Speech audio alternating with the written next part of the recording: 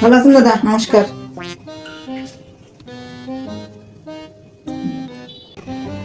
তাইলে এবার মেয়েরে নিয়ে আসেন দেখি। Okay. Oh no.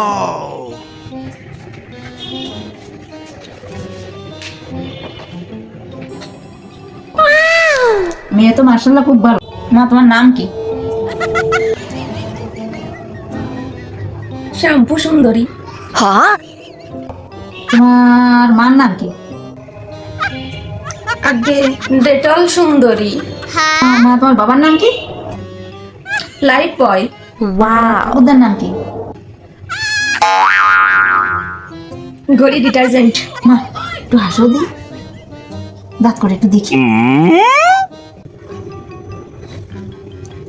Oh wow! Oh my god!